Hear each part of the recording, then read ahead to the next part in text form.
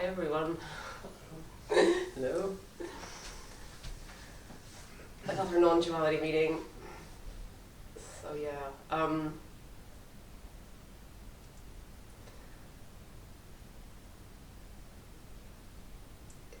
so non-duality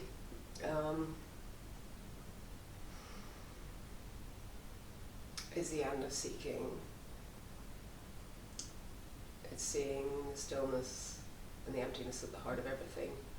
Seeing everything is love, that is seen, is known. And it brings peace, it eradicates the past, it redeems the past. So there's rest right where you are. So everything is seen for the first time, the beauty in everything. That was never seen, maybe as a child it was seen. So it's often described as coming home because everywhere is home. And the identity falls away in a sense of, there's no boundary anymore, so it's just this boundlessness. No inside, no outside. Doesn't negate the individual life, not at all.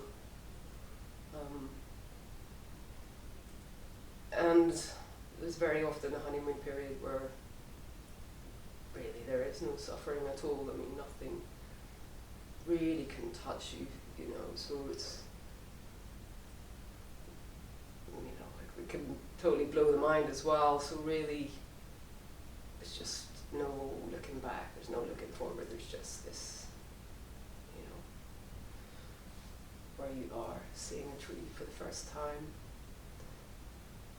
seeing your lover's eyes for the first time, seeing flower, whatever it's quite breathtaking. And just realizing that everything that was pointing to this, whether it was art or poetry or, spiritual books, it's just nothing really. Words can't touch it, nothing can touch it.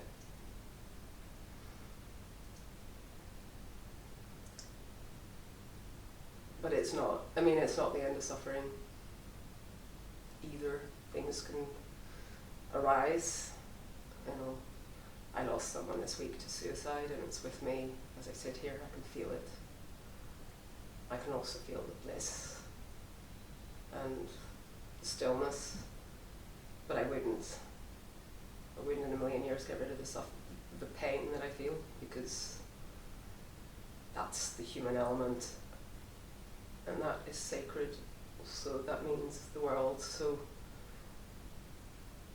for me, it's both. There's all of it, but you wake up every day into this life, and this life matters. That's what I say. So, we have meta-consciousness as well. We can reflect with or without the mind. We have evolved to this point, and human connections become incredibly deep after this. They were before, but there's an entering into life, there's an entering back into life, into the fullness of life, which is also beautiful. That's the integration bit they talk about. That so even in relationships and all those, being intimate with someone else, just sitting with someone, there is that oneness is there, that connection that's beyond the words spoken, beyond any communication, and that's the beauty of this. And if there's any change in the suffering, there is that recourse as well, sometimes just to sit in the bliss, and sometimes that can be mingled with the pain as well, and it feels like I guess that's the radical acceptance. It's there, and it should be there because it is there. So it's a kind of at oneness with what is happening even if it sucks, even if it's, you know, even if there's regret there, which there can be regret there, because people say there's no regret, okay, but even that's accepted, anything's accepted in this, because that's just what's happened. There's no negotiating with what's occurring, or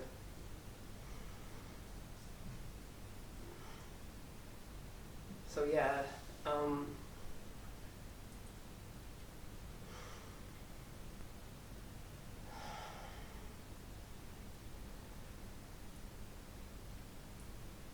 I think people get stuck in the seeking, you know, and I think everybody gets a sense of this in certain moments of stillness. It's there, and they think that life should be other than it is, and it is just what it is, really.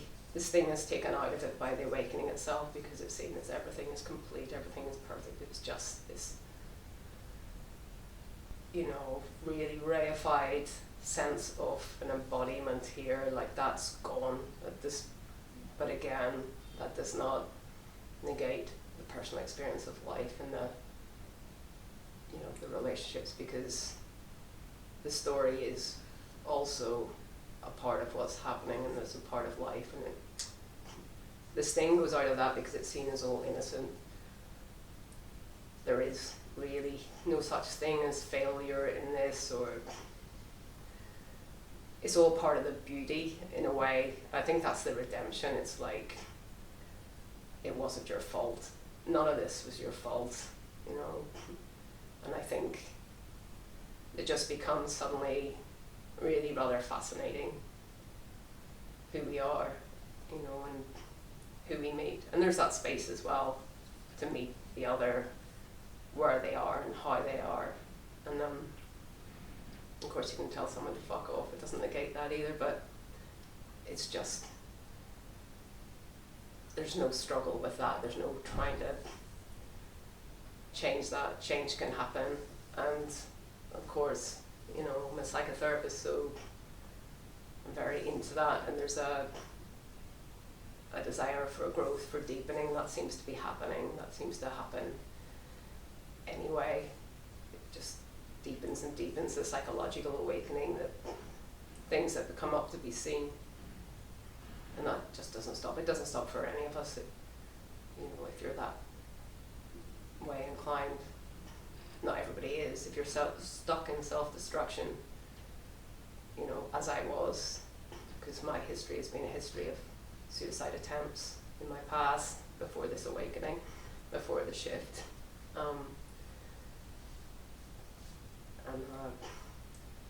So I get where that impulse comes from. But this takes the sting out of death, as does near-death experiences as well, stuff that I've had, because I don't think this is the end to experience either, not through what I've been through. So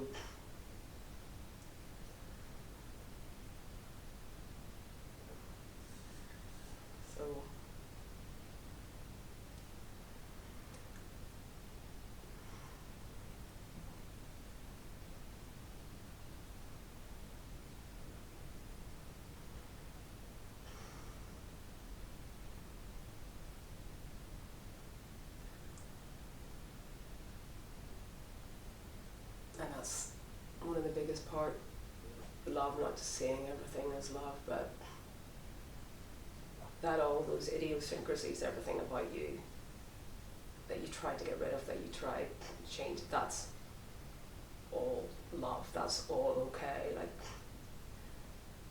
and there's a sense of being held, which is really beautiful,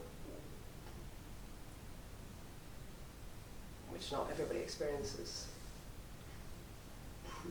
And it can't, no one can make this happen, you know, like, I mean, I'm not going to say that things are a waste of time, because certain things do seem to instigate, certainly glimpses and,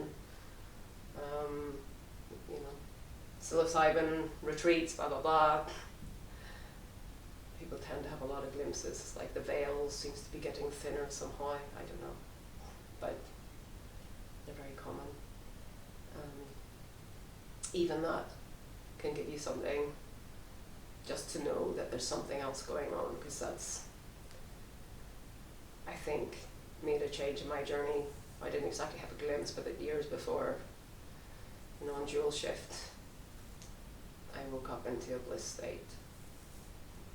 On the morning, well, on the day I was going to take an overdose, I had a dream where I met someone. It was a very profound dream, and I woke up into a bliss state.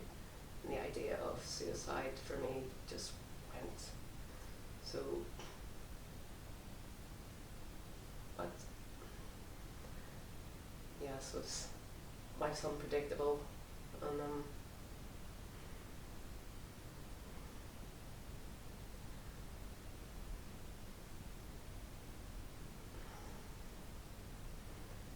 some things sit easy and some things don't. Suicide's a difficult one because it shakes everything up in you. It just, anything you haven't looked at, every doubt, every, what you've said, what you haven't said, what good, you know, it's a hard one for a lot of people. But we don't have to spend the whole night talking about suicide. But yeah. I don't mind if we do. Oh right, okay, is that a relevant one for you?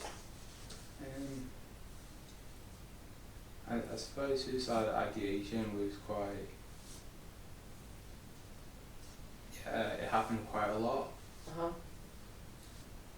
And I think, like, more recently I found that it was the idea of, like, something happening, and it was I think it was something to do with my relationships. Mm-hmm.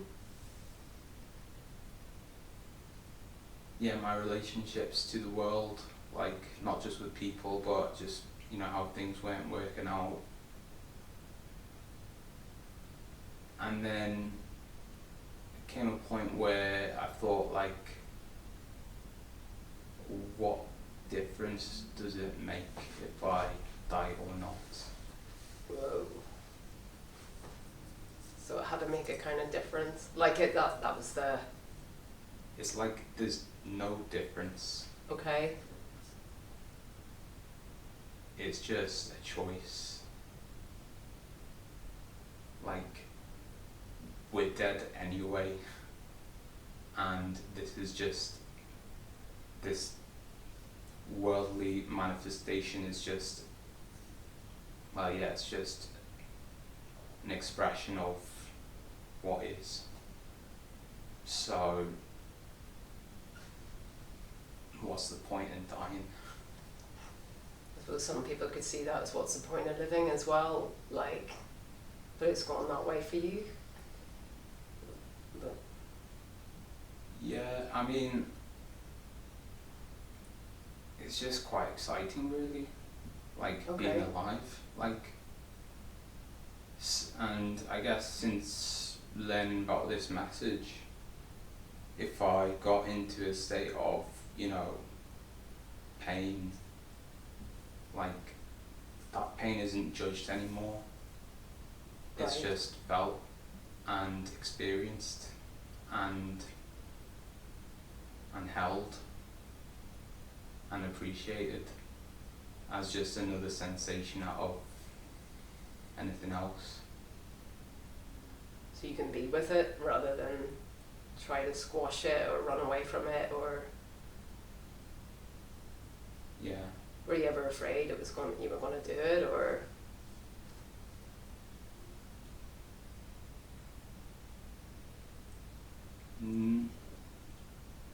No, not to a point that I've made plans. Maybe the idea of making plans, yeah.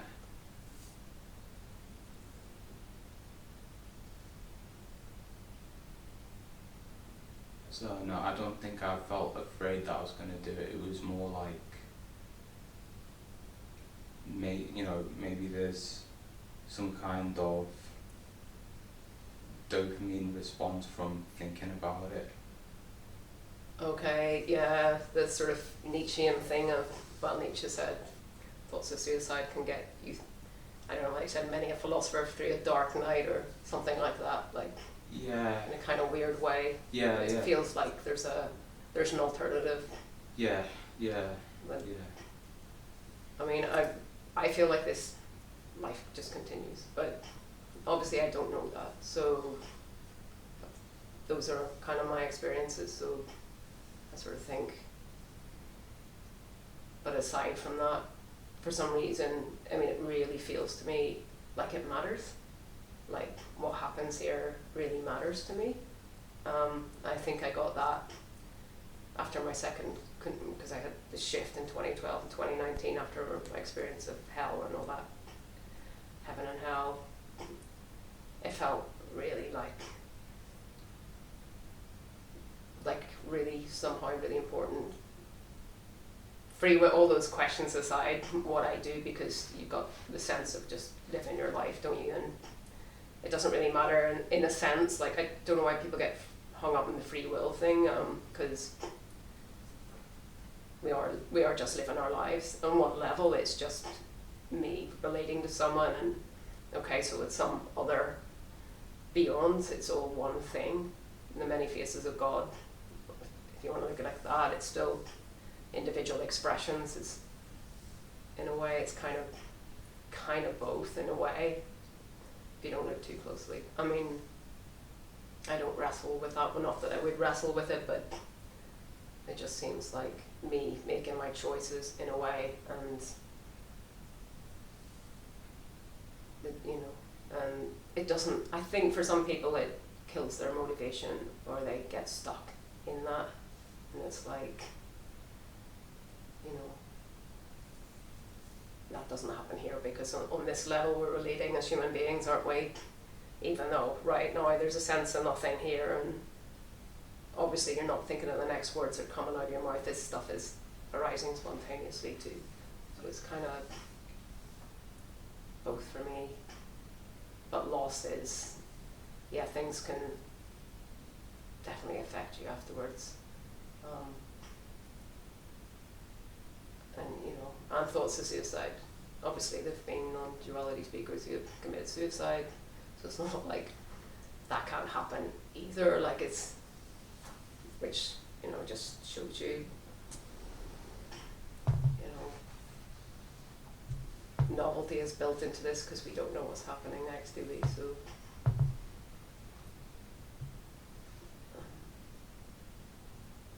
but it sounds like, I don't know, if you had a glimpse or something, or it's just a level of acceptance you've kind of reached.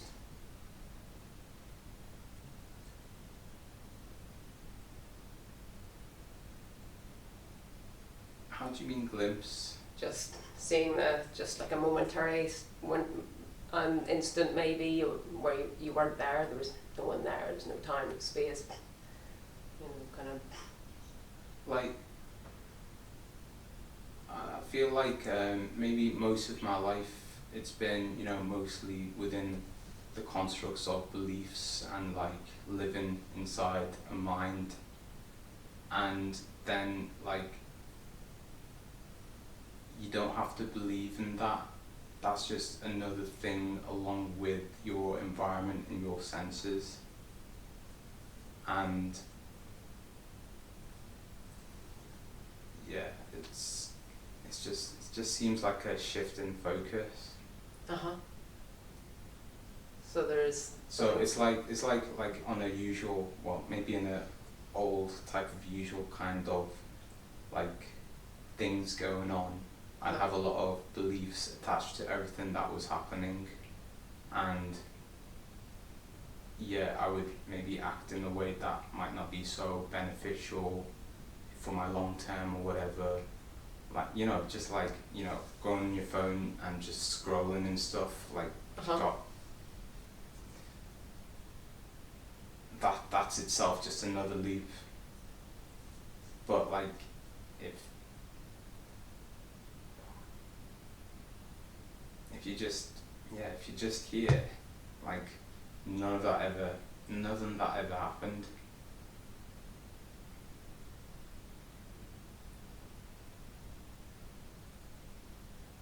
Yeah, I feel like I've had glimpses at work. I mean, probably most of them happened at work, or that's probably the most sort of like, the things that I remember the most is like how I've changed at work. You know, I'm mostly at a desk on a computer, Right. and just being a different person at different stages, and like, yeah, there was a point, well, there's been plenty of points at work where I just didn't know what I was, and then like that relationship with other people kind of ends, and that relationship with your environment just completely changes. And yeah, it's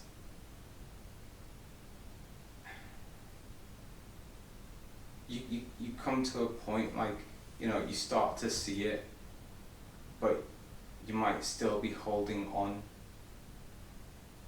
right? You have a change in perspective, but like, it just sort of like falls away, and you just sort of like start to relax.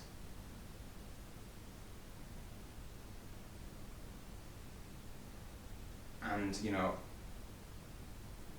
I can only really seem to explain in terms of the progression of myself as I've been, you know, growing older. Uh-huh. Like, there used to be a lot more uncertainty before than now. Oh, is it And the ability to be with uncertainty then, just to be with that? like the uncertainty there was a lot sharper. Uh-huh.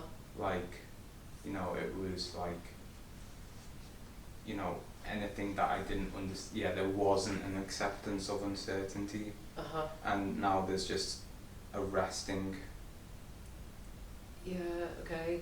Yeah, that's very, like, I can identify with that for sure. There is a kind of, the terror, like, the thoughts of the future would be like really affecting my body, my breathing. I was in that all the time, and there is that kind of, I should be worried about this, but it's not there. There can be more immediate something, like I say, something can come up this big, but for the most part, and my life seems to have had a lot of uncertainty in it. Probably more than the average, but it seems to be okay. Like, you can kind of actually embrace that, and it's really weird. Shouldn't be able to. There's still a part of me, but like, well, it would be quite nice to have some, like, but in a way, I can imagine having chosen this life, you know, because it has that, because there's a beauty to that, because it takes all these interesting twists and turns, and it's been quite a, you know, in the past it was more bohemian kind of life, like, that was kind of fun, but had that terror because we all want what we think is going to bring us a sense of safety, and of course that never really works, but it's, you know, that whole thing actually, it's quite psychological safety, isn't it? And this brings it, but, you know, so instead of maybe the turning point, like, from that looking for bricks and mortar, which we all need, is actually, you know, having really loving relationships is actually, you need both really, like, but there's a turning towards love more than that, if you know what I mean. Yeah. Which has been a long struggle for me because I've never had that. But it's beautiful to be able to sit with that, actually, because the richness you get from being with loving people, and that opens you up much more to your potential anyway, and your ability to change your circumstances. I'm realizing that, and it's all more recent, more post-awakening, that stuff.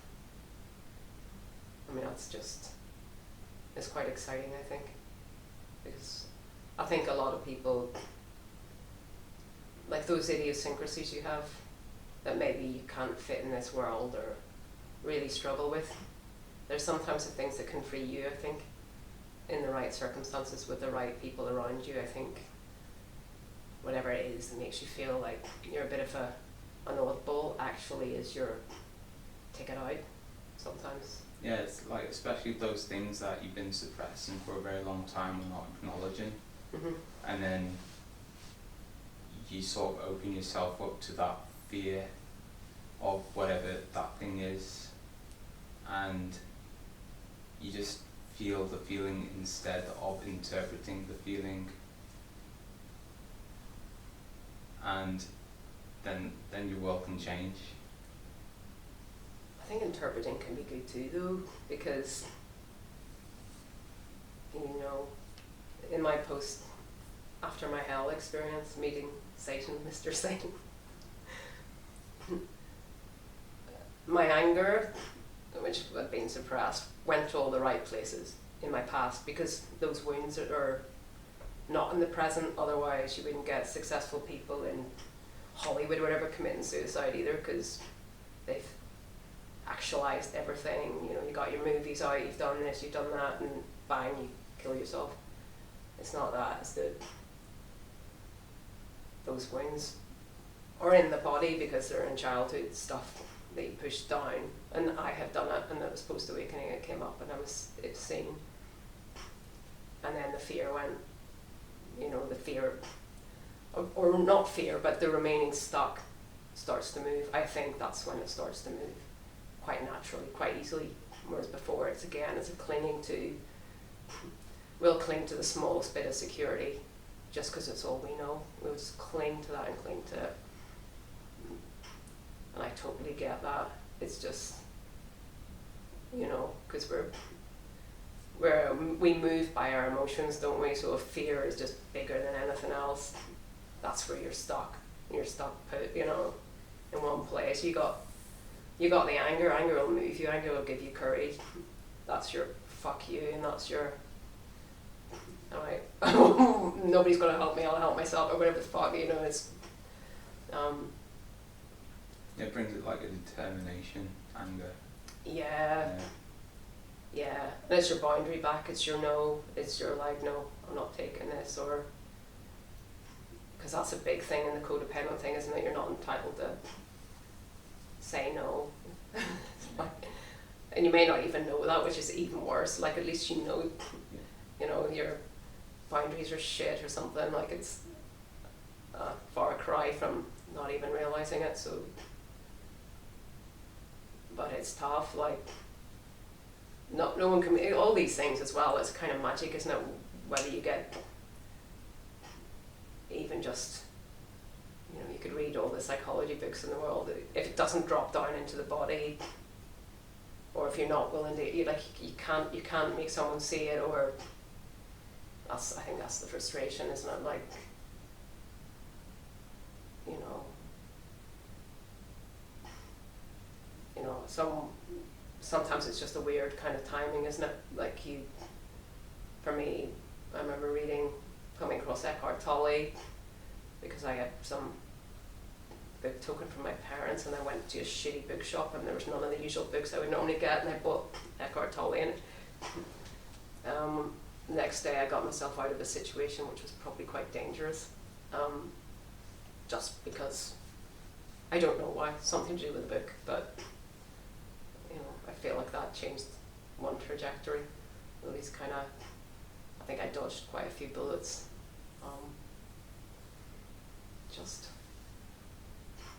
and it could easily have not been, you know, it's that funny thing, isn't it? You know, it's so unpredictable, isn't it?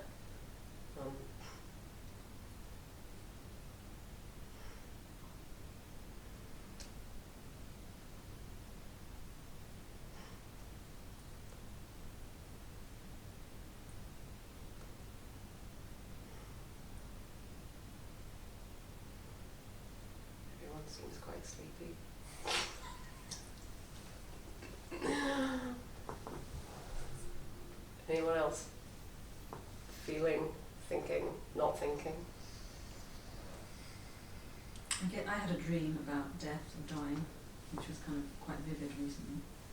I think I kind of feel like it may be to do with non-duality, because it was kind of like I don't really have lucid dreams. I might have had one before in my whole life, but it was a lucid dream. I was in this elevator, and the elevator was made of glass, Right. and it was sinking down into water, and I was going to die if I couldn't get out of the elevator. But there was no way of getting out of the elevator whatsoever.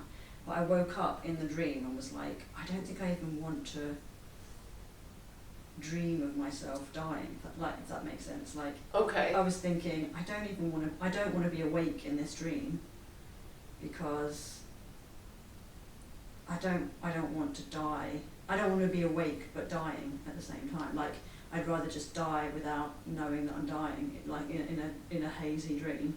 Right. I'd actually be awake and dying, if that makes sense. And so I was like, I've just got to wake up out of this dream. That's all I've got to do. I've just got to wake up out of this dream. So then I woke myself up, and I was like, full of kind of fear, and like, I don't want to go back into that dream. Let's think of something else, let's think of like rainbows or something. Anyway, I went back into the dream, and I was back in the nightmare again, and I was like, oh God. And I was awake in the dream again. It was like, oh God, get me out of this dream. And at this point, the water's up to my shoulders and stuff, and it's like, right, this is it. I'm gonna be awake, and I'm gonna feel myself actually dying in this dream, drowning in this dream. And I was like, right, I've just got to wake up again. So I was like, quick, wake up. And then I just woke up. Whoa. So it's kind of a bit of a weird dream, because it's kind of got that non-duality element of I don't know, waking up out of a dream kind of. Yeah, thing. okay. No, I get that. And maybe there's this element of fear that's there about waking up or something, do I really want to wake up? Or the fear of disillusion. The fear of me just not being there, the dying part or whatever, I guess, the not being a me. Yeah, that's quite common. Yeah. It's instantaneous there and it's gone, isn't it? It's just, it's not. Some people experience, I think for a split second I experienced that. Kind of, almost, but it's. Well, like the fear or. Just oh no, almost but not even. There wasn't the time to oh no, it's just then, gone, kind of. But yeah, definitely there was something of that, and then nothing of that, and just everything and nothing, So yeah, wanting to be unconscious while dying in a way, not knowing, well that makes sense, he wants to be there. He wants to feel themselves slowly dying. Yeah. But it's weird you went back into the same one. I know, yeah. And that never, that rarely happens to me either. And usually more if it's a good dream, I'm like, oh, give me some more of that, take me back into that dream, but not usually when it's like a really fearful one. Did anything change after, or did you feel different after the second time? I managed to just go back to sleep and not have that dream. I think actually I went on to have another dream, but it was another nightmare, but I can't remember what it was now. It was like another lucid dream, and then I was just but it wasn't to do with dying. But I can't remember now. But you don't normally get lucid dreams, so it was quite. No, I've literally had about one, and I couldn't tell you what it was. I just know that I've experienced that feeling of waking up in a dream, because it's quite it's quite an interesting feeling, being awake in a dream. Yeah, they are very different. They're a different kettle of fish. Yeah. And it's very, in some ways they're quite similar to NDEs, because you can move by thinking and communicate without words. Yeah, you can kind of manipulate the whole story of the dream, can't you? Sometimes, but then sometimes you can't, and then people say that's belief. I don't know, sometimes I just think, maybe there is an element in that, because sometimes I will, not go through a wall and hit the wall.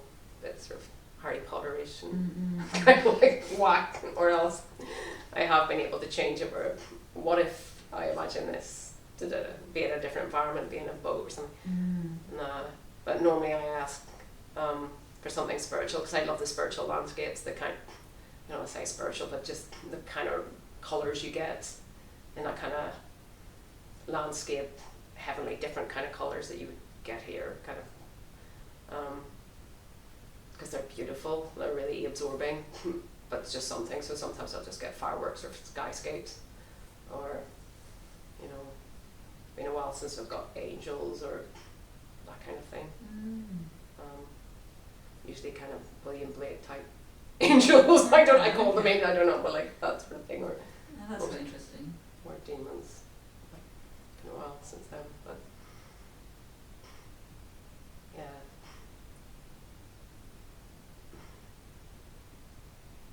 Yeah, I think the last one was sort of more precognitive kind of warning. I had a lucid dream, just going through all these rooms, and the room talking to me and going, "What are you doing here?" And then just That's great. just kind of then going to the other side of that, and just some woman just came running over. I had to talk to you, Dawn. You're in danger, and it's a man, and he's living close to you. And so it was just, I had to know that kind of. And was that true in real life? I won't know for sure, but I think it was. I think I dodged. I don't talk about dodging bullets, but this time last year, I think so. There was certainly something going on, and it was a male and never living close. And, so maybe it was a kind of, and maybe it was in my mind.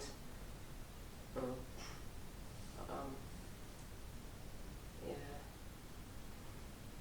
that stuff's baffling as well. Precognitive stuff is just common.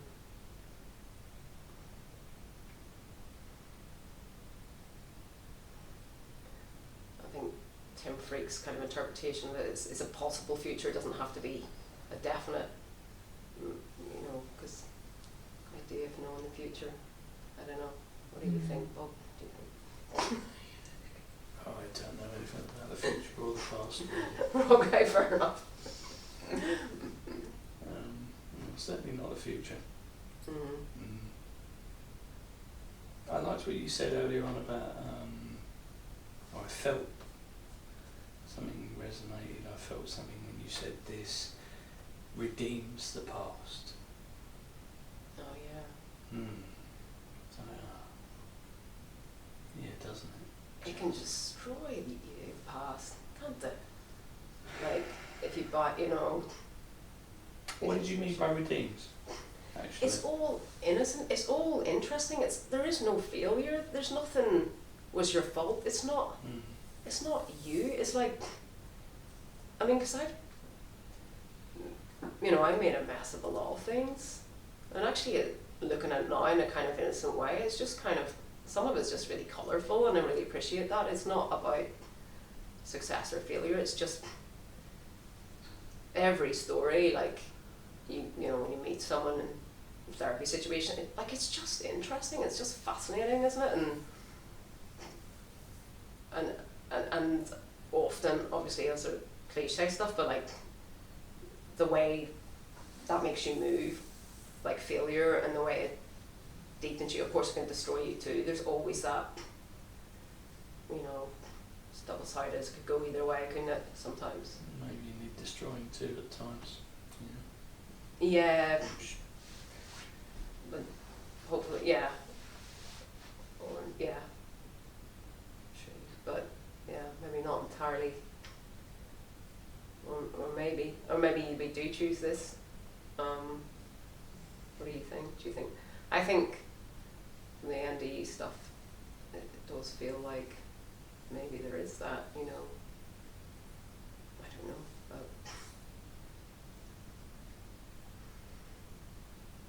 You believe it carries on, don't you? Or you're not sure? You believe experience ends at the end? Agnostic? I have an empty folder. Okay. Yeah. I think it probably carries on, because I just think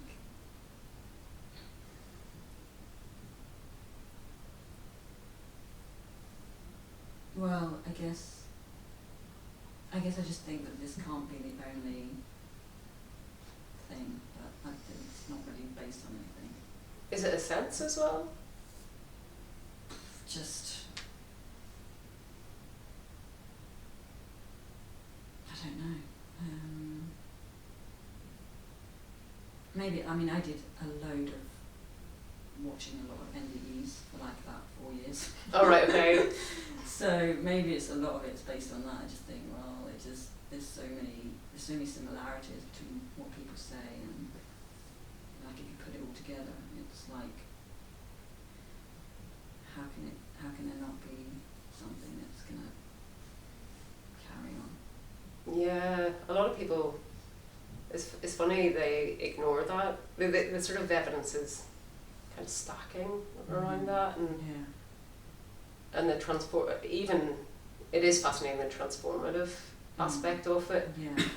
And a lot of them come back with a lot of like non-dual insights. Yeah, for sure. That you know, they didn't have before, and you think, well, how did all of that, you know, and beings that they've spoken to that they haven't actually spoken to, and you know, they kind of, it was like telepathic, or just, you know, just all of these different things. I just think perhaps,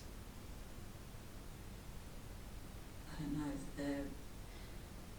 that this is only one, the way we live in this world is only just one perspective, you know, and that there's probably like a million, you know, if you think about all of the species just that we have on this one planet, and then you just think, well, there must be, if you just times that and you just keep going, and it's like, there must be more than this, you know. It would make less sense if there was just nothing, to me anyway, logically. I think it's also interesting the way, so like after an NDE, very often it's almost like the personality is trying to balance, so there's this complete shift in interest. And that happened to me actually after April, when I had my NDE I call it like, because I had 7 characteristics out of 15. I think 8 usually qualifies you as NDE according to the Moody kind of chart. But what I was interested in completely shifted, and I had to get in touch with Tim Freak. Things like that, like just, and with kids that's fascinating, you know, what the changes in them. So it's almost like balancing. There's one woman who had a near-death experience with a car crash and really head injury, and she was an artist, and you might have watched this one. I think I have watched it. If you hit an artist hard enough over the head, she'll become a mathematician or something like that. And it's just kind of like, just interesting, these different, you know, all these, it could go one way or the other. And people you know, come back with like suddenly being able to play the piano, or like becoming like like just suddenly having like either a talent or suddenly having an intelligence that they didn't have before. Yeah, so it's all this really potential. Yeah. I'd like to be, you know, like, if I had an NDE, I'd like to come back and be a really good piano player. Oh really? Is that your... Well, because I'm a musician anyway, so it's like, well, I'd like to write that one, you know, that'd be nice. Just add that one to my bow without having to do anything, that'd be good. What kind of musician are you? Oh, just like folky type. Okay. But yeah, so probably like, I don't think the future's definitive. I think there has to be different possibilities, like you said. Otherwise, it's just like, it's too restrictive. And if this is freedom, then it has to be free, doesn't it? In whatever. Yeah, the novelty of each moment, and Mm. but it'd be awful. Like those changes are great. You sort of think the way we cling to an identity at a certain way. You're into one thing, and you get to a certain age. So a lot of people midlife, it's like just dying of boredom, like, you know, and clinging to it. And you know, it's amazing. You just shift in a second, and you're into something else, and suddenly this revivification, like you're just feeling really alive again. Because I'm just sort of thinking of that. When you're inspired, it can carry you through anything, I think, like it really can.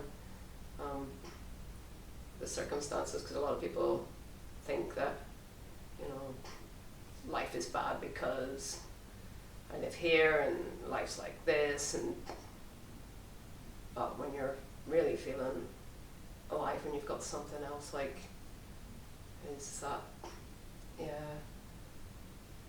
when you've got a why, you can tolerate almost any how, that's the Nietzschean thing,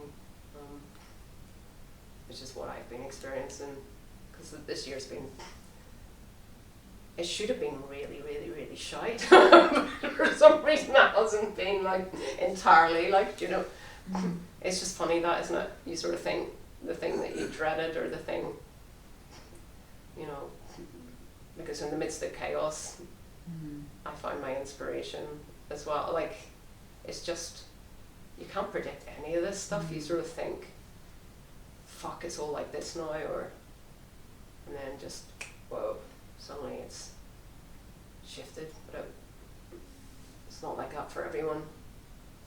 I guess there's some liberation in the thing that you dreaded actually becoming the thing that's happening. And now it's no longer the thing that you're dreading, it's just what's happening.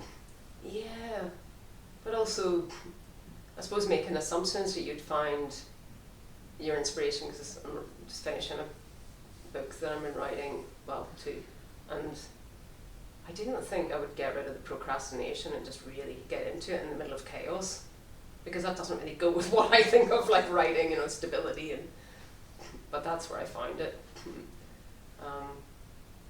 Yeah, and then you got this, it's another luxury, you know, just this luxury, this other kind of life you're living as well. Yeah. And it's never, and of course everybody says it's never what you think it's going to look like in these horrible situations. And it isn't, I suppose it's just suddenly you're in another life, aren't you? You just, you know, yeah. Maybe the non-dual does take this thing out of it, because you're not, when you've got this kind of recourse to sometimes, like, just, you just kind of more in the kind of moment, or not so caught up in the, I don't know, the suffering isn't the whole picture, I guess. It's not the whole landscape, or it was for me, you know. And you're not living from that, that's kind of not who you are in a sense, maybe. Does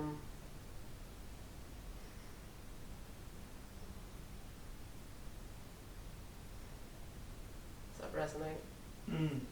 I was just saying, I was thinking about, in my self-obsessed way, I was thinking about my comment earlier about it being an empty folder, and actually, no, that's not true. That's what I have an empty folder about reincarnation.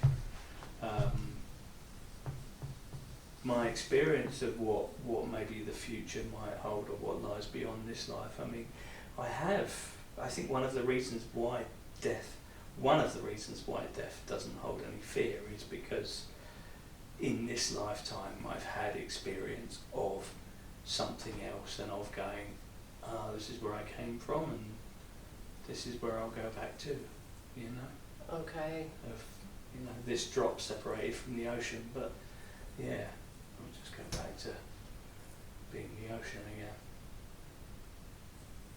And that's an experience, that was, you know, rather than just a concept. Yeah, no, I get that. I think initially, when I did experience other realities, like, you know, all the different hell stuff, initially I was trying to present that as psychological, to kind of fit in with the non-dual thing, like, and now it's kind of like denying really the reality of that, to some extent, or playing it down to some extent. I don't know why. Maybe a fear of that as well, because it's like... Well, like trying to pathologise it almost. Yeah, maybe. Or it's just... I mean... Because of course... Well, once you can separate it, you can almost declare it to be unreal, right? It almost becomes unreal. So once you can define it and separate it, then you can kind of point it and it can be something else. But if it's a part of the whole, then that's a whole other thing. Yeah, no, true, but I think a lot of people have near-death experiences, try to initially do all they can to look at it as if it's, you know, not real in the sense of, you know, an experience initially. Why? There's quite a bit of shame around it, isn't there? Well, one of them, you've probably watched this, one who's a doctor who drowned. And Yeah. It's you know that? That was, Okay. that was one of the first ones I ever watched. Yeah. That was really powerful. Yeah, it was. She stopped breathing and she was really slowly breathing and she was like, I should be dead, and then calculating, well, why is it so nice when I'm not breathing? Surely I should be less conscious, but I'm more conscious. Yeah, all that kind of stuff. And it took her quite a few years to integrate that. I think it takes an average to 78 years to integrate it. And kids tend to hide it. They're often shamed out of it, unfortunately, by their parents. And so it's basically just not socially acceptable, really, is it? Because most people have the belief that this is it, and yeah, it's just like other societal things. yeah, I don't think teachers as well really know how to cope with the kids, because they're asking these deep existential questions when they're reading Jack and Jill. Like, I don't know, like, they get the whole thing. Yeah, it's fascinating. And they're good at languages and all this kind of stuff. And math. Did you come back with some knowledge or something? Not anything like, because this was all after the non-dual thing, so nothing particularly, just the bizarre thing of like one night in an emotional flashback in a really, bad night. So the only one I've had that was so bad in the whole year, like where I was just, I don't want to wake up, and sort of like praying, and I just don't want to wake up, and next thing, 3 beings come through the wall, which I didn't expect to see, and they were all kind of divine beings and loving. One was very, very powerful, and I went with them. I was stopping breathing in my sleep at the time, and just gone, thank God. But but it was interesting looking at my life objectively, because I was just walking with them and just sort of like, oh, so I'm dead now, but like, it's not my full life, but that's kind of okay. I wasn't massive, I was going on ahead, I knew I was going somewhere good, and it's like, how did I die? Did I have a heart attack? And he's going, it's just weird thinking about your life, it's like over. That was just like that one. Nah, a couple others, but just I think just something reassuring. But that's all I got from that, was something really reassuring of like, I don't know, it's safe, because the fear of death, as everybody talks about non-duality, I guess maybe that's the fear of uncertainty being gone, because it's not like death isn't scary, but I can't really think about that in a real sense. It's just, it used to be scary thinking about it, and I think for me it was particularly scary, because I was just like, how can anyone just walk around and live without thinking this is fucking awful? Like, I just didn't understand it. Like, nah. So for me, it's just because I think, I don't know, if you're really, really conscious of that, well, I suppose an existential thought is kind of get in touch with that, get in touch with death. You live more fully when you're kind of more aware of it, more conscious of it. But maybe not in that kind of pathological sense where I was like life negating. It was like, why the fuck was I born? I have to face death, and it's pointless, and there's nothing to it. That's where I was. It was just, well, why? Well, and I couldn't picture anything else than this dull, grim, grey reality. Like, just, and the boredom of it as well. Like, just, that sort of, when you're really stuck in time and life isn't good,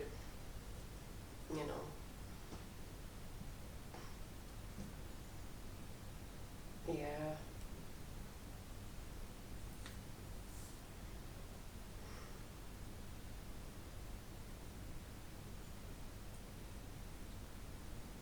think that might have been the kind of place I was when I was maybe about 9, 10, maybe around that age. And you know, I had a thought like, you know, if I died, then would anything in the world change? Probably not. And then that probably got me into these other derived thoughts of suicide, etc. Like, my existence in the world didn't matter to the world, and yeah, that actually lasted for quite a while until quite recently, where, you know, a lot of, like, you know, my position in society or the world had to be justified in some way by getting a good job, or, you know, performing well, or being admired in some way, and that all kind of fell, like, that all came crashing down at about a year or two ago, That's where massive. I almost lost my job, Right. and that was pretty big for the identity that I had built, and yeah, it'd been like, at that point I saw this first time I saw a non-duality video, and yeah, like I was up until that point I was very much into spirituality, because I'd been diagnosed with ADHD like the year or two before, and you know, I wanted to get into meditation and like to, you know, refine my focus so I could, you know, function in the world and make everything okay. Oh yeah. And then that happened, and you know, at that point, just before, like, I saw the videos and found out about it, like, you know, like I learned through, you know, the meditation, like through Vipassana, that, like, you know, the concept of equanimity, that you'll be fine regardless of whether something goes bad or well. And, you know, I was really chasing that equanimity, and then I, you know, saw non-duality, that, you know, like, everything just goes, it all goes, like, even all the good stuff about spirituality, even, and all the bad stuff and whatever, just everything goes. And I seem to really like that, and I seem to start to chase that, and it just seemed, yeah, first time hearing it, it sounded radical, like something I've never heard before. And I guess I just came to listen to that more and more. Uh-huh. And, you know, as I was listening to it, you know, I felt like parts of my old clinging self, like, trying to, like, even pathologize, like, you know, when things wouldn't go well, even pathologize, like, when things went well, you know, right. When I was chasing something, like, you know, that's not good either. Right. And you know, now I've come to a point where, like, you know, even like those sort of things, like, you know, having a big ego is a bad thing, you know, such as, like, when someone praises you and you feel good about it, oh, you shouldn't feel good about that. Oh yeah, oh god. Yeah. Remember stuff like that. Yeah, but now it's like, you know, if someone praises me, or if I do well, something, or, you know, if socially, like, people made me feel good, that's just another mechanism, you know, and yeah, the thoughts may arise, and, you know, they don't have to last either. You don't have to rely on those thoughts, on those validations, but it's a nice feeling in the moment. Yeah. Yeah. It's just natural, isn't it? It is, like, you turn it into this thing, like. But yeah, I suppose you're not deriving your identity or needing that, like, which you're not like, but I mean that's the pathological stuff, isn't it? You know. But it sounds like you're in a good place. So you almost lost a job. You didn't actually. Yeah, I didn't lose a job in the end. But it was like, was it okay if you had have? Did you get to a point, or was that just shaking everything up then? It really shook everything up because I felt like I wasn't deserving of the job. Right. Okay. Yeah. So your self-esteem just. Oh yeah. Oh yeah. God, that could be a blessing. Nobody wants it, but it can, can't it? Oh yeah. Yeah. No, that sense of self can get. There even came like a point where like I was like trying to avoid the positive stuff in my life and like being thankful for all the negative stuff in my life to trigger me. Right. Okay. Yeah. Bring it on, sort of thing. Like. Yeah. But yeah, it's like you're back to a normal place, like just the natural, much more. A much more settled place. I suppose. I mean, I suppose when you're young, it's like that anyway. But it's different because you got the kind of wisdom or something. So like, you get a compliment. Maybe sometimes I'll push something away because it's a bit uncomfortable, or so what? So what if I do that? That's what I do. Like, and I don't know. Like, it's just. I mean, like I'm sure you can tell like when someone's giving you like maybe too much praise, and it's like, Yeah. what are you trying to do here? Oh yeah. Yeah, but I think, and yeah, you can kind of see through that as well. Like you can see it through different people. Some people have quite an active like. They have that judgment as part of their like. How they measure their lives, and they praise people when they do something well, maybe a little exuberantly, in a way that you can kind of tell maybe that's a little bit inflated, and then those people might also like really judge themselves quite negatively if they fail. I mean, I was probably at that point as well, like maybe as a bit of a survival mechanism. Previously, like everything was some means of judgment, right? Oh yeah. Yeah. God. But I was sort of thinking, like, you sort of think it would make any difference to you dire live. I don't think so many people don't realise the impact, or like how much someone really matters, even if you don't know them that well, like, because like thinking about the person who committed suicide that I know, the ripples, the people you just have no idea. Like even Charles Bukowski made some joke about like tearing down an ugly building that you've walked past for 20 years, like people will miss it. But like, I don't know, it's just, I think that's when you're in that place, you don't realise like how much, I don't know, how much someone matters, like just being around them, no matter. Even just like the subtle presence. Yeah, it's not about. It's not about like their qualities or whatever, like how good they are at something or how well they're doing. It's just like they're there, which is nice. And I think the connection is emotional anyway. It's not based on what you've done. I think, well, it might if you're in a superficial world and that's what you care about, and I think plenty of us have been there, like, but yeah, it's just, I don't know, you connect with, I think that's what you learn as well as a therapist, is like when you connect with somebody emotionally, it's just amazing, just the love that you feel, like it's just, and the intimacy in that is just, I mean that's what it's about, isn't it? It's not the other stuff.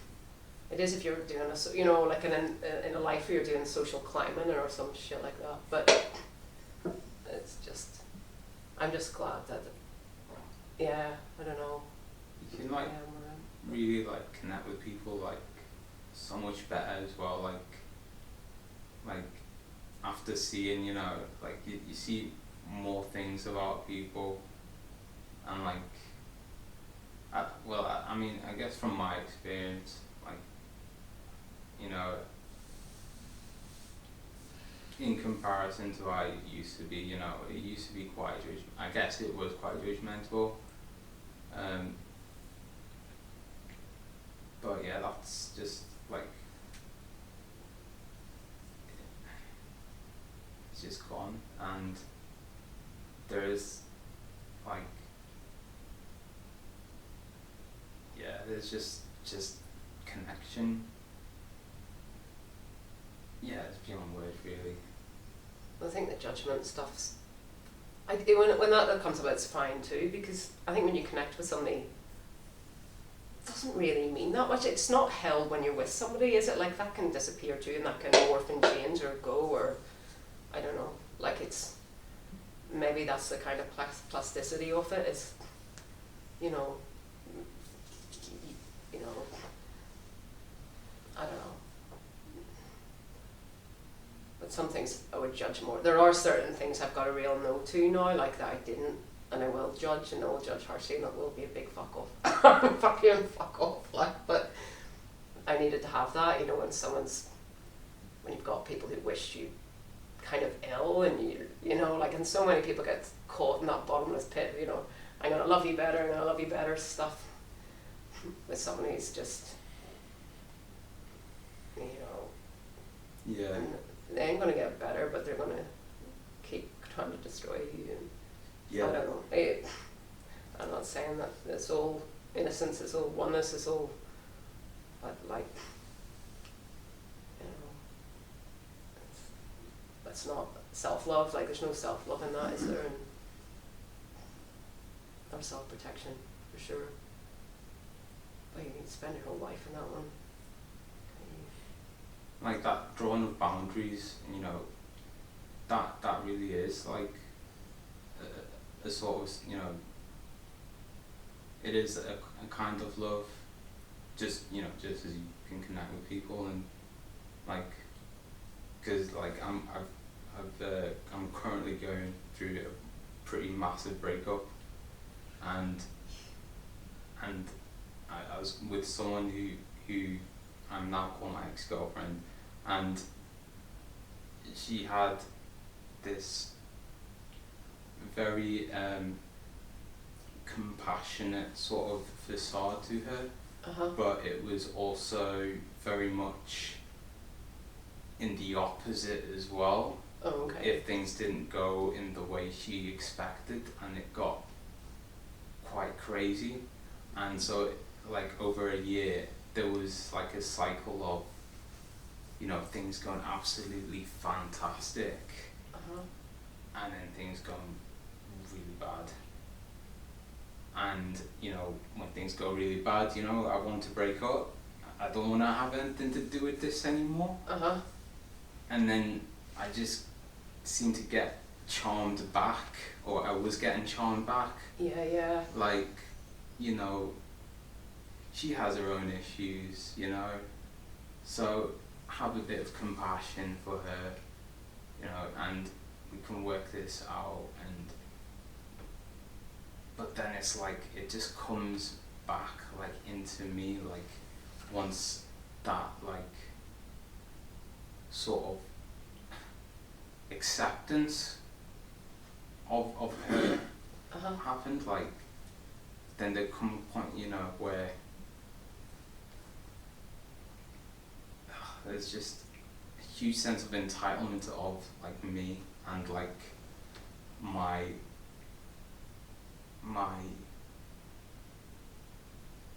just, it's just like, it just goes into you, But you comes into you, like, and you know, your better self, or, you know, compassionate self, like has no defense in that moment. Like, it's just going through its own mechanisms without, and you know,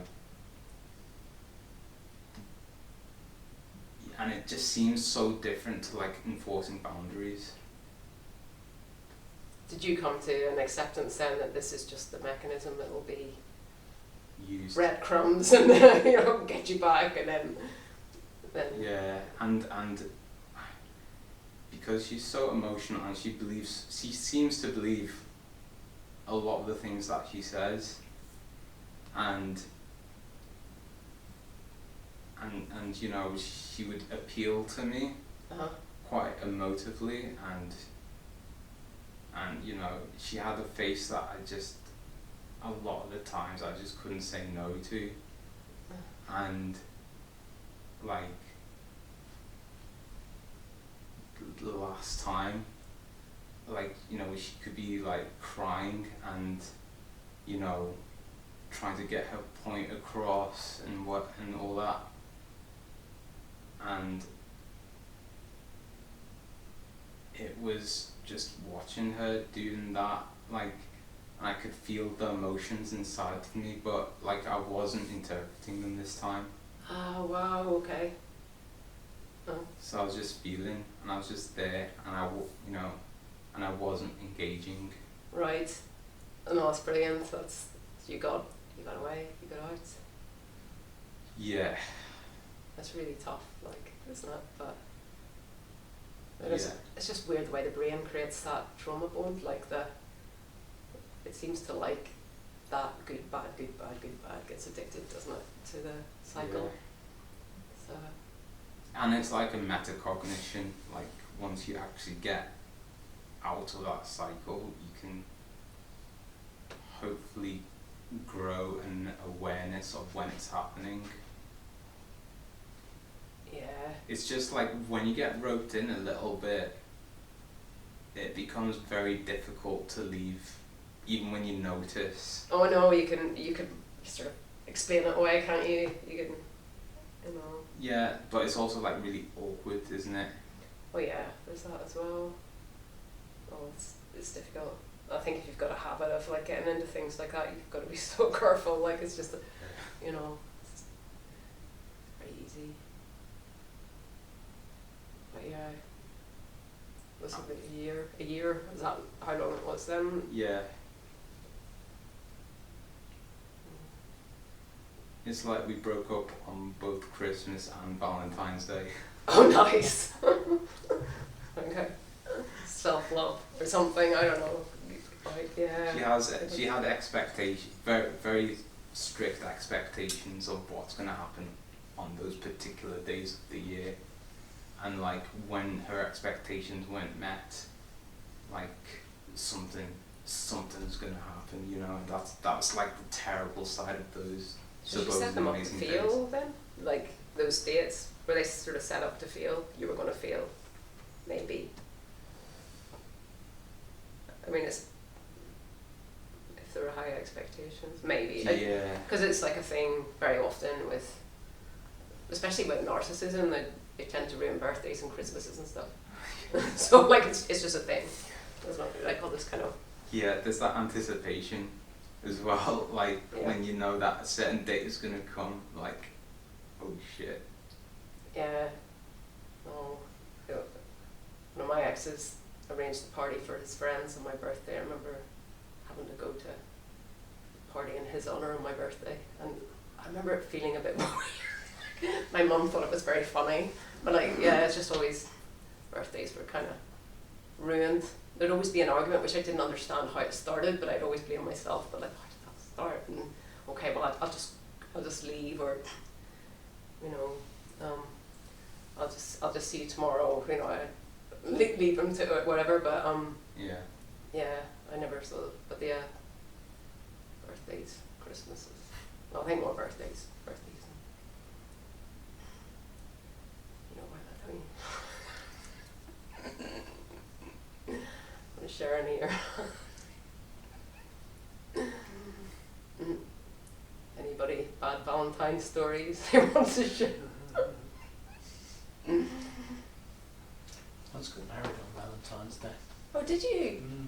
All right, okay. That's a bad story. Is it okay? Yeah, it seemed like a good idea at the time. Did it last very long, or too long? Probably. A couple of years after that, I guess. Alright, Yeah. interesting choice of date, I suppose. Yeah. Yeah.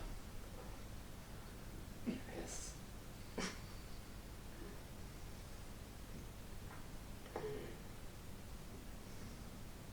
I just feel so much better now that there's that. I'm just maybe it's just a phase, but like I just feel so much better being alone. Oh, that's good. So is it not that painful then? It's just your, It feels like a relief. oh, it's weird that, isn't it? Sometimes. Yeah. Where you expect it's going to be really tough or something, and then it's just. It's just one of those things where there's just something in my life that I just don't want anymore. Like there are nice parts to it, but I recognise that there were a whole bunch of caveats attached to even the best parts of it. And yeah, I just feel so much like I can actually plan my life now. That's brilliant. It sounds like you've been on quite a journey, like. Yeah. Years, like. Yeah, it's like when you're attached to people, like maybe your family or partner, like planning can feel a bit complex because like you sort of involved with them a little bit. If you don't have boundaries, like you're always kind of on standby for them. So Oh, okay. Is that yours? Yeah. if you're enmeshed with them a bit. I think that's. I mean, after awakening, it seems like the only thing that matters is just becoming more and more. Sounds really banal in a way, but more and more authentic. Just being yourself, because people actually quite like being around you when you are a bit more in touch with what you want and what you don't want. You know, like that. Because I don't know. Yeah.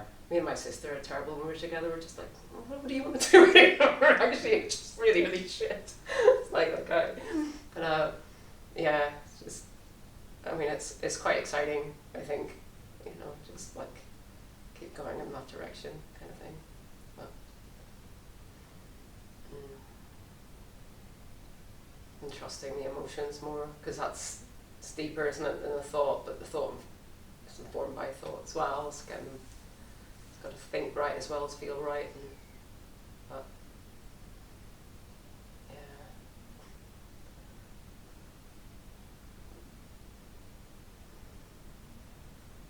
But yeah, the biggest one's definitely the non-dual. I mean, it's a different.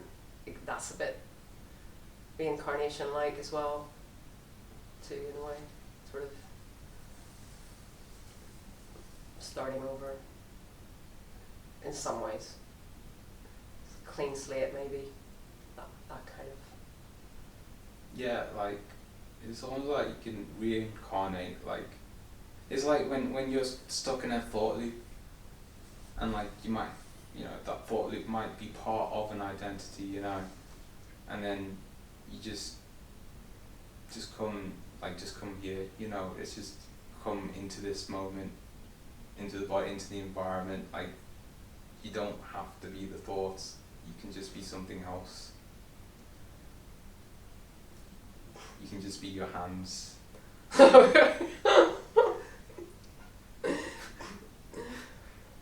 Well, I like thinking. I think because it's not ruminative so much. Like it's not negative. So I actually quite enjoy it when it's there. It's interesting. I mean, whereas before it seemed to be mostly painful stuff. But sometimes it's not there. Sometimes it is there. So I wouldn't choose to do away with it 100%. I wouldn't. Initially, it was nice to kind of be away from it, you know, most of the time. But I quite like that, and the engagement. It feels different, kind of just. For me, no, I think it's just more about wanting to self-actualize, do stuff, you know, like finishing the book I'm writing, and do you know, all that kind of stuff. I find that really very exciting, just the normal stuff, relationships, and not. I'm glad I'm not sitting around in a park bench every day, you know.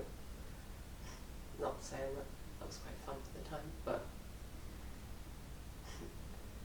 I think, yeah. Yeah, because you realise that there's more stuff to do than sitting on a park bench in it. Like, there's that excitement to do other things. Yeah, well, maybe there's a novelty in that, and then it's like, whoa, this is life. Like, this is, you know, a human life. Like, that's exciting. If you're not too stuck and you're not, like, actually can, like you said as well, like it is.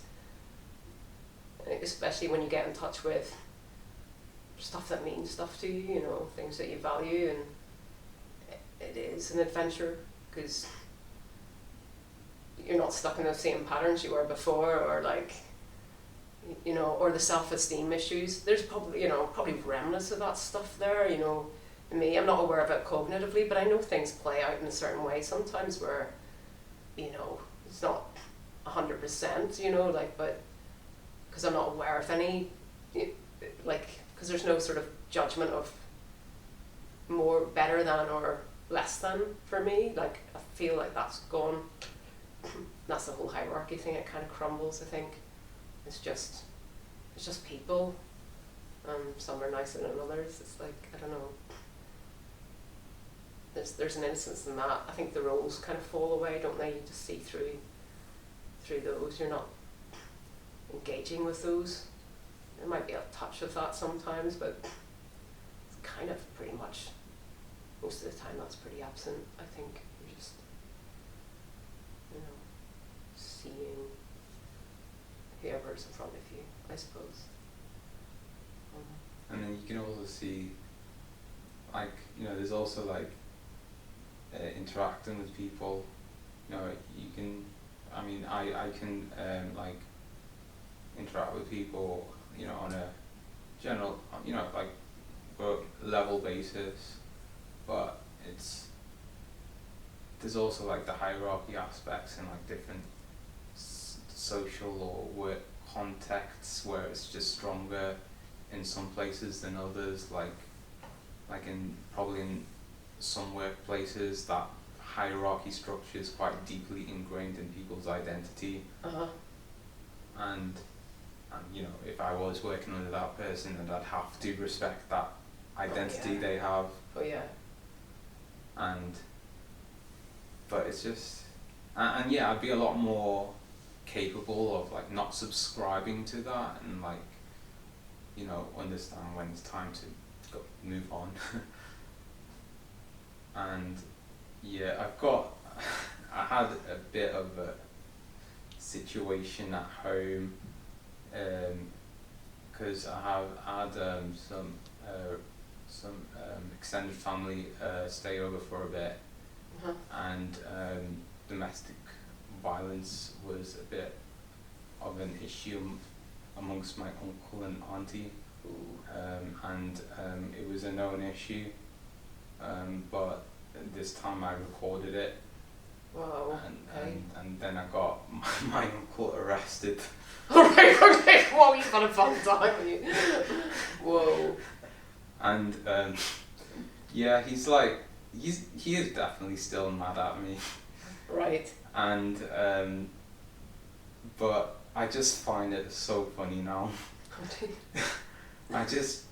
You know, because he does have that like really strong identity with him.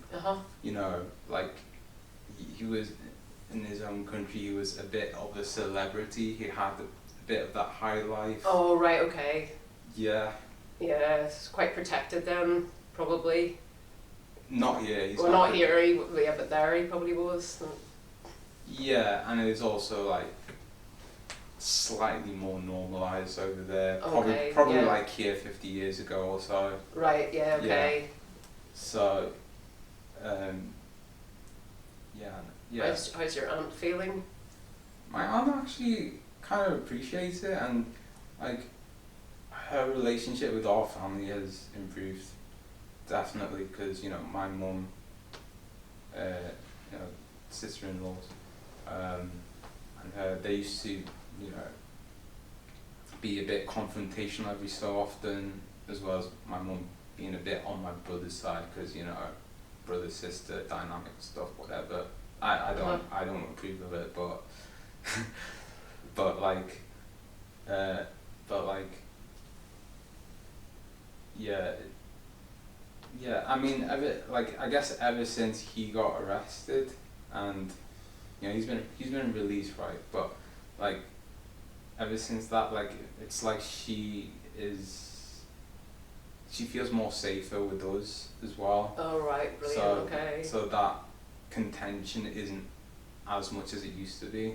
So yeah, my auntie, my cousins, and like it seems to be the majority of my mum's family seem to think positively of my actions, and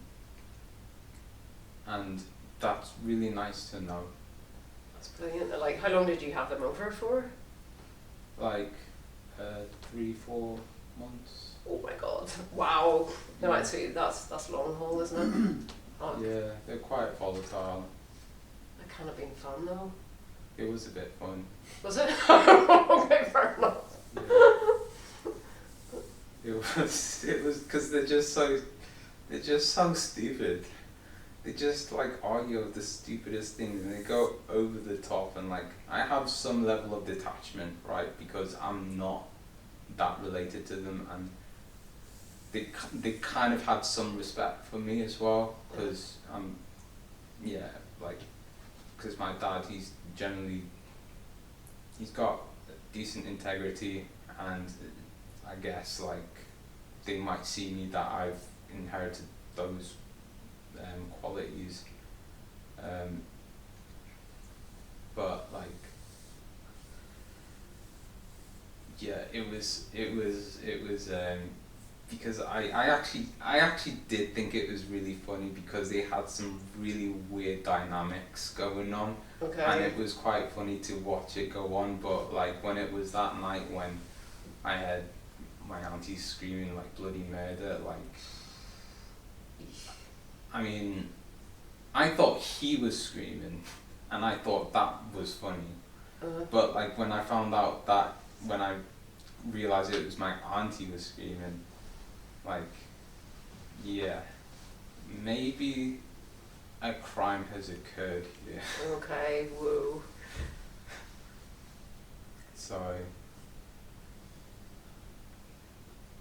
yeah, it did actually hung quite heavy on me for a little bit after it I'm happened. not surprised. Yeah. Yeah. But That is heavy. Jesus. yeah. But it seems that most people are on my side. Well, I think, yeah. I'm sure. Yeah. And he just seems like such a joke to me now. Massive clown. You haven't had much non-duality. Is why is everyone else in the room like, you're very quiet? You're allowed to be quiet. This was Right. Have you been to other talks or? fun. Yeah, quite a few. Down the years, Tony and Oh yeah, of Richard course. and people like that. A few others down the way. Right. How are you doing this evening? Do you you questioned out anyway, or you?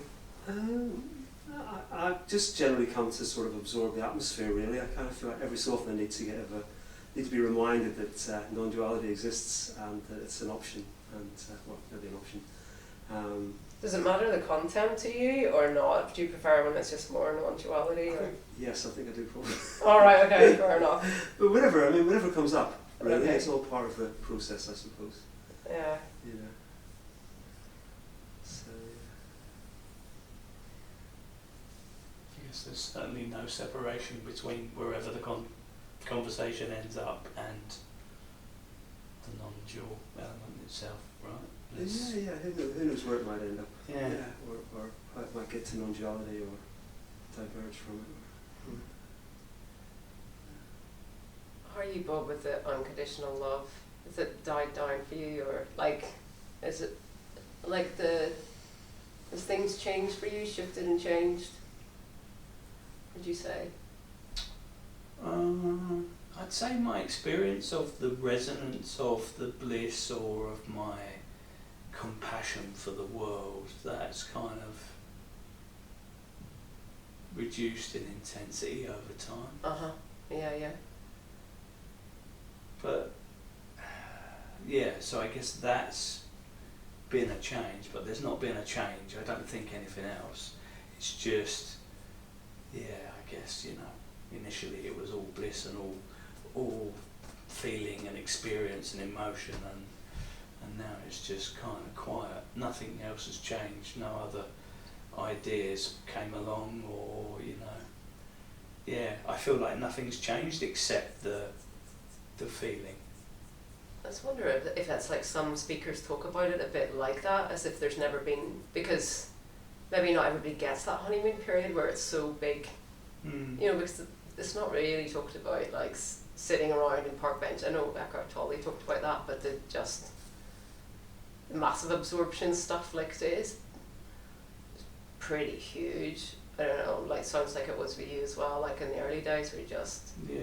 and it's yeah. So the part of me that goes, oh, it should be like that. It should feel like that. You should do whatever you need to do to make that happen again. Yeah, I'm kind of slightly suspicious of that part. Yeah. And yet, I suppose, you know, I was in conversation with someone the other day, and she went, you know, come into the body, man. Be in the body, because that's where the joy lives. Yeah. And I was like, oh, you're absolutely right.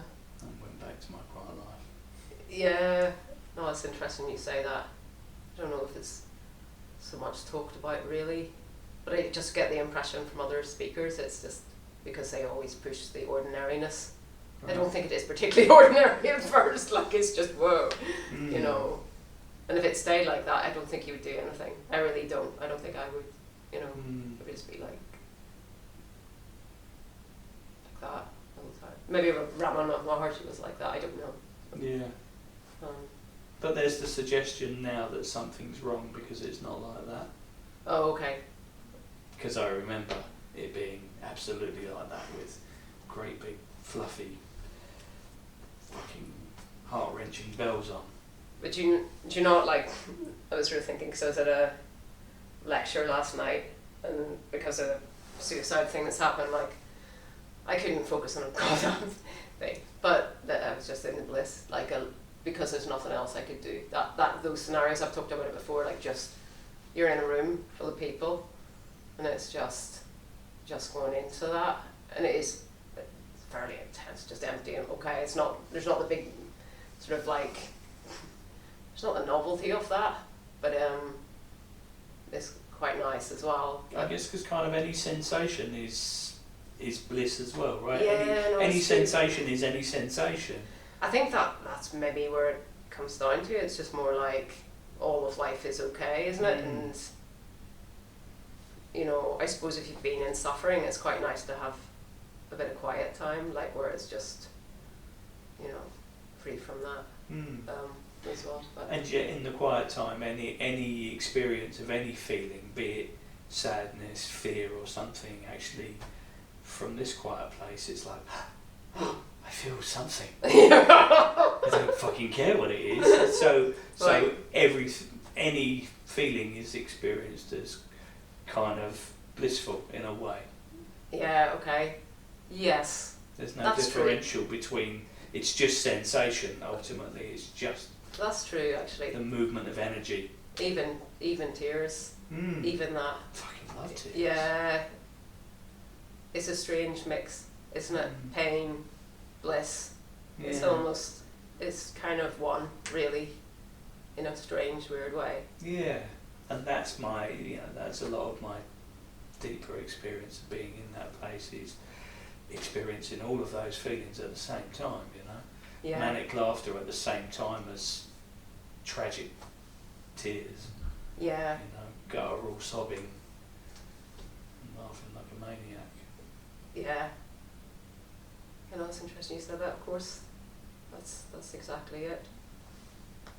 you know. And yet, the person that suggests coming to the body, that's also absolutely right. There's nothing wrong with this, but there's nothing wrong with that either. The human stuff's good though. Yeah. I think it really is. It really is, yeah. And it's different to how it was. It feels new and exciting. Like that's, I don't know, like you're doing your training now, but it's like, it's not, it just feels like that continues. Mm. And it just seems to be, life just keeps shifting, and it's just like, wow, what's it now, and what's it now? Yeah. Yeah, I guess without attachment to the identity, it's experienced differently, isn't it? You know, you can be curious about all parts of being human. Yeah. The parts that were, you know, are labelled as painful. Well, yeah, if you step to one side of that label of pain, it's just another feeling, and it's equally curious and equally wondrous. Yeah. And there's something precious about it. And it all speaks of life, and it all speaks of death. You know, that's the thing about life, right? Yeah. It has the shadow of death to give it context. So. Yeah, true. Yeah, maybe that's it, because I was sort of interested in how pain would normally run from, but now it just seems like a gift somehow. And when you're sitting there this week in the shadow of death, you know, fucking you feel aliveness.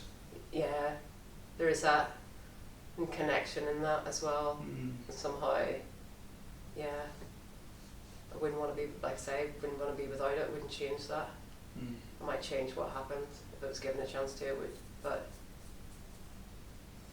you know, we don't know the bigger picture, so we don't, but, you know, well, maybe we do. Just, yeah.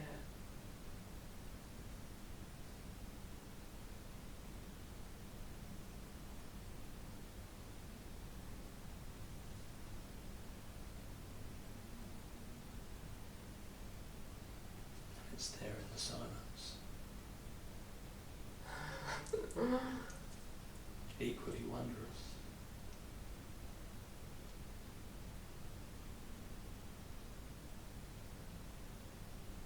Just wondering where everybody is. Really.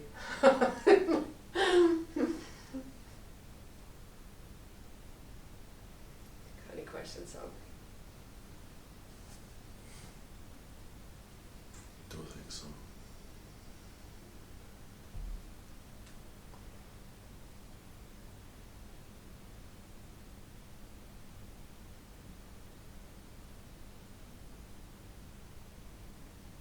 Do you have any advice for dealing with the fear of there being, you know, any, or like the fear of waking up? No, just reassure you that in an instant that's just gone, you know. Okay. I suppose it's just natural, isn't it? And it is just a fear, because there's nothing at the end of that. It's not what you think it is, or what you're not thinking it is. It's the unknown anyway, isn't it? So it's funny you're conscious of that. I mean, some people are and some people aren't. I don't. It was just actually in the moment of it kind of happening, not that there was a moment in which it happened, but that I was aware of that, because it wasn't something that was on my radar. But maybe because you've heard the, well, no, maybe because you've the talks, and that dream as well. I suppose it was there, wasn't it? Like you say, Yeah. writ large. So maybe it's a real fear of death, and Yeah. you're like death in general isn't something you're afraid of, or No, actually, not really. I mean, no. I mean, perhaps if I was actually dying, I might kind of think completely differently and be like, actually, this is terrifying. But generally, I don't walk around fearing death, if that makes sense. Like, it's not something that's consciously on my mind a lot more. and there's nothing around the time of that dream significant. And Well, sometimes I ask myself questions like show, you know, because I'm having a bit of a clear out, an internal clear out, I call it. And Right. so I kind of asked myself, oh, you know, show me what I need to now look at again recently. And then a couple of weeks later I had that dream. It tends to be the dreams that really wake me up in the middle of the night where I feel like the answer has been answered, if that makes sense. Oh, The okay. question has been answered. So it felt like, I don't know, that there was some connection there, that I had this fear of waking up, or fear of, I don't know. I'm assuming it has to do with non-duality. I mean, it could be both It as could well. be It either, could couldn't be, it? Yeah. not wanting to be there, imagine, Yeah, that's or true. not wanting to. Is there Yeah. other stuff, not wanting to feel? I don't know. I mean, it can be difficult to know, can't it? Yeah, totally. But it sounds like it was a lucid dream, and that's your instinct, and clear out. It's like is it physical clear out and a mental clear out? But they're both related too, aren't they? Yeah, a bit of both. But if you're getting dreams with the answers, well, that sounds quite interesting. It's like, don't know that I get those particularly. But it sounds like people get those often when they go do that kind of wilderness thing, or like 40 days. As people do shorter ones now, like in Nerano, what do you call them? That psychotherapist who did the 40-day. Okay. Claudio Naranjo's, but he did 40 days, and he had every day a sort of question out in the desert, wherever he did it, and it would be an answer, and I think a profound effect on him. Yeah, I mean, about 6 months ago, I asked myself again, like, because I was at a point in my life where not all of the things, like, weren't going in the direction I wanted to. So I was like, right, what have I got to do to change? And then that back then it was like there's all this.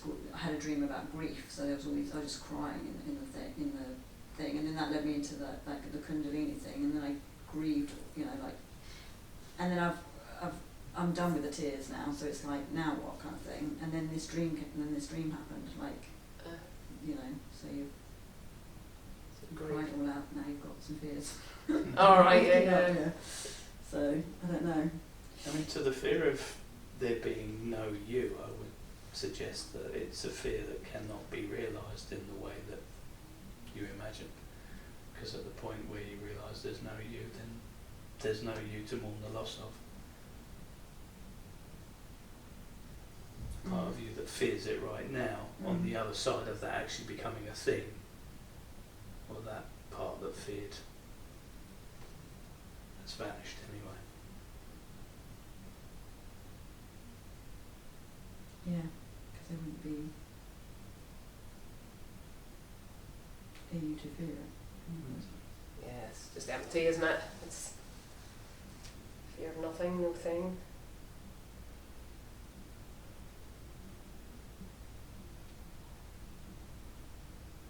Strange nightmares, aren't they? I don't think anyone. I think Pete Walker talks about them as emotional flashbacks, but so many people with trauma don't get them. So I think that they are mysterious, really.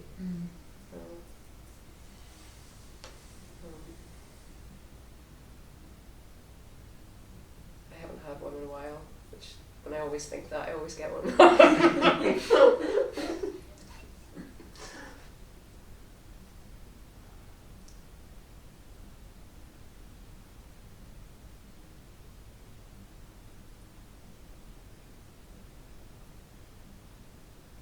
Any of you had life-changing dreams? No.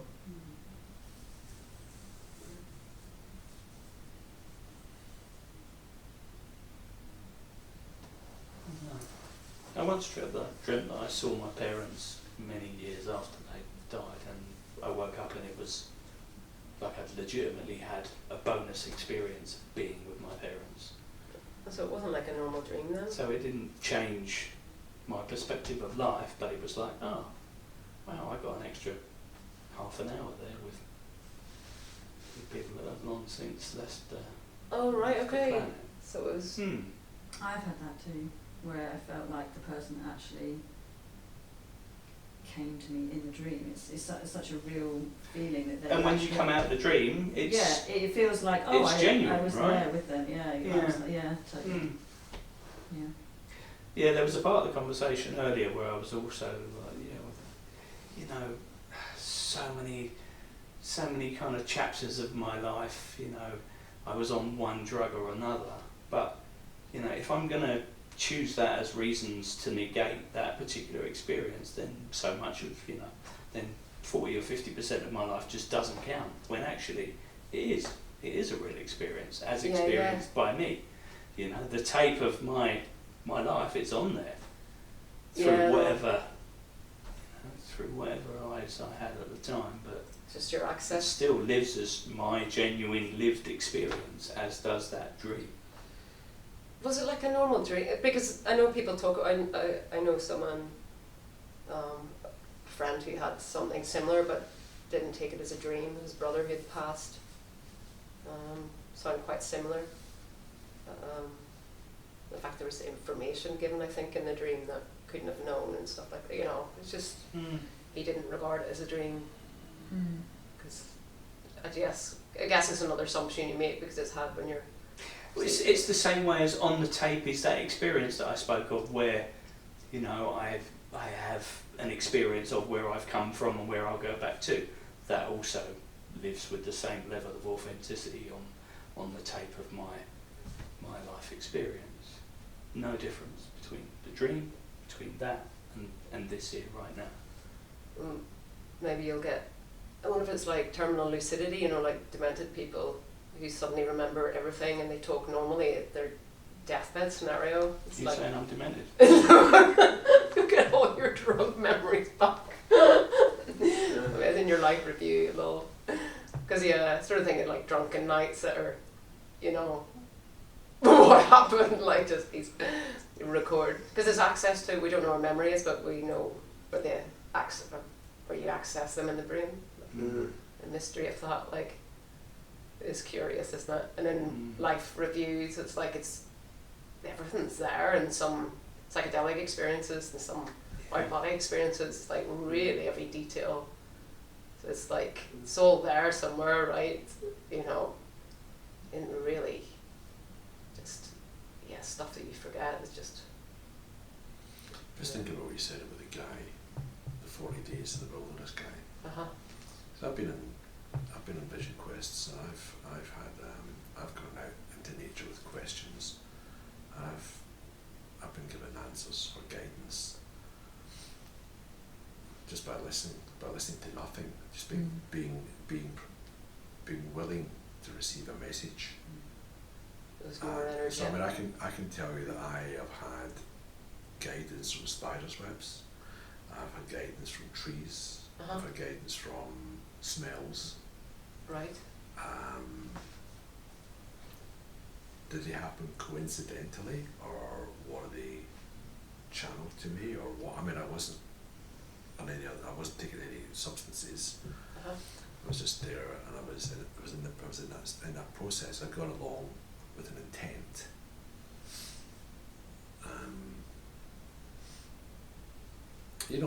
Tim Freak says about what you focus on comes into high definition. Yeah. So all of this stuff is happening all of the time anyway. Arnie Mandel talks about it as well, about things flirting with you. So if you're still enough and quiet enough, and then it corrects, if you're willing to receive, and you slow down, it's funny you can hear, because everything's talking to you all the time. Depends what you focus on. Yeah. It's talking to you anyway. I don't think I've had that experience so much. But I mean, it's just so the guidance and the messages you may get in a sleep time dream.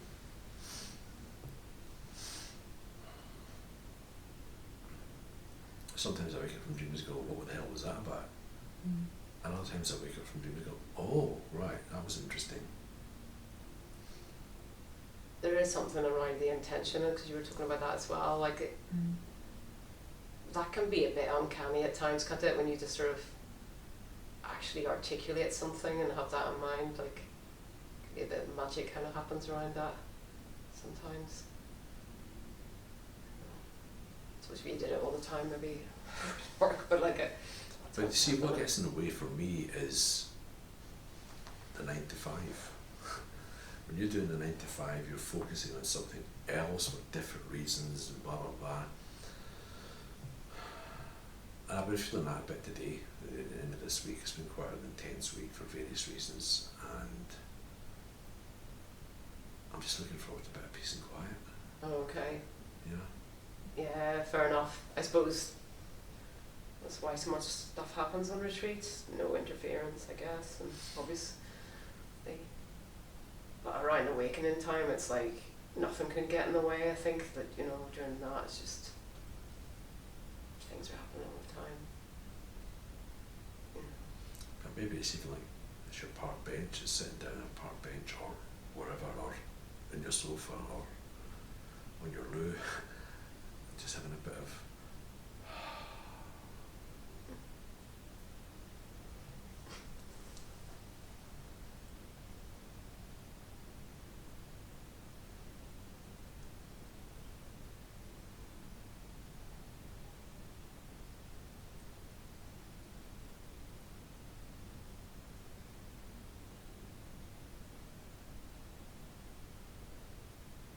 I feel like that is like with us all the time. it is, yeah. It's there. Like even if we're going through something absolutely insane or crazy, it's still there. You can be in a swimming pool, you can be doing that, you can be doing that and doing that, or you can just be lying back and going, let the water hold you up. If it's like that, it sounds like you're not seeking for anything anymore. Really.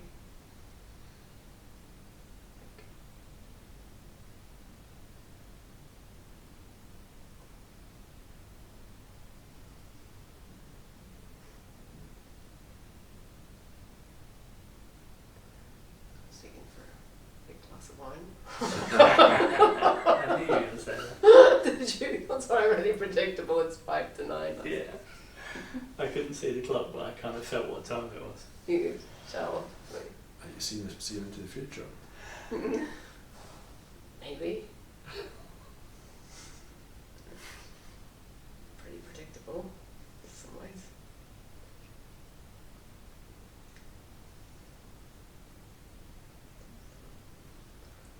It's not a bad thing. Being predictable. Well, we've got time for last non-duality questions.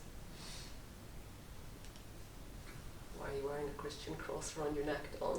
Just like, I don't know. Why are you wearing a Christian cross around your neck? I really like it. So, listen. I'm not telling you the truth. Do you want to lie? No, just Is that the line of the truth?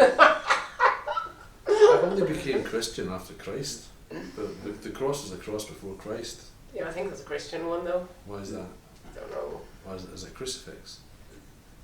I don't know. Just. It's just. You wanted to be a Christian one. No. Maybe I'm a rebellious spirit. Cross is cool. But you're not allowed to wear a cross if you're in a non-dual church.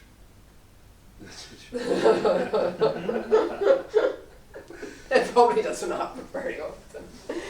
They all get them out after their meetings. I don't know. It's just a cross. It's just what's there. It's just what's happening. It is or it isn't symbolic, isn't it? Or maybe it's not symbolic. I suppose that's the thing, isn't it?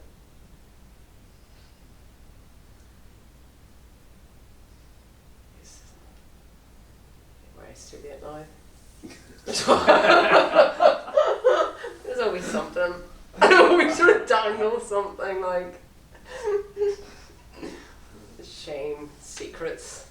Anyway.